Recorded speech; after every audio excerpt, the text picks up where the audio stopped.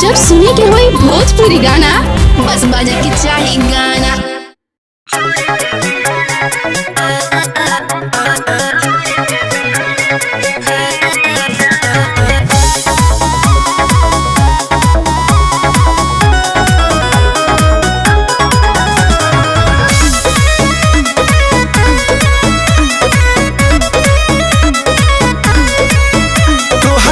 हर के बेड कमजोर बड़ुए मारा चढ़ल जवाने हिलोर बड़ुए तोहर नैहर के बेड कमजोर बड़ुए मारा चढ़ल जवाने हिलोर बड़ुए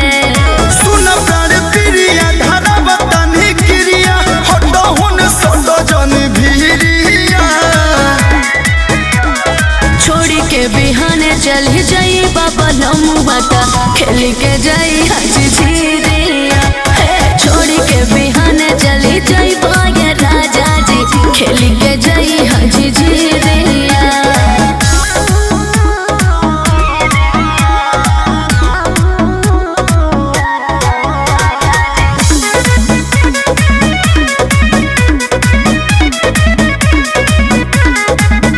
जब यतना रहू उख मचल अच्छा काहे भौजी से नहीं बतैलू काहे नैहर से अपना ये धनिया का? तू तो पलंग पलाई के ले आइलू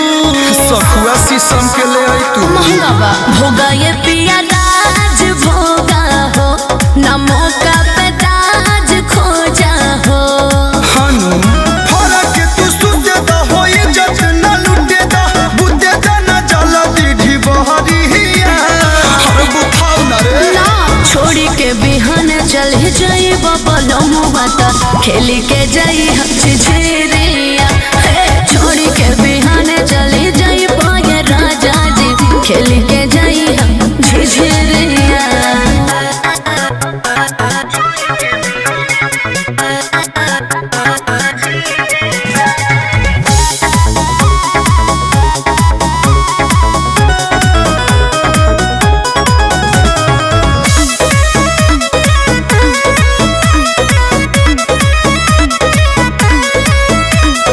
दिन में न पेट ताहर भरल तयाज कही से के मनवाया घाई ये सुखल को तू कतनो खइबू बाकी चढ़ी न देह पमोटाई जाए पतर को मरद से न मान भारे हो दर्द पसान पारे हो कहे कलू पंकज की धकिया कमरिया न रोबहर शरीर से शरीरिया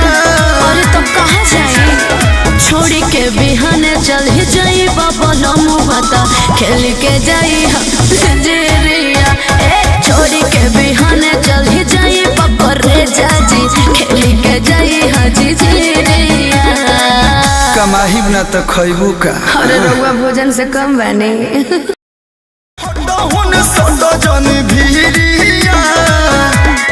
छोड़ी के बिहाने चल जाई बाबा लमुआता खेल के जाई हाजी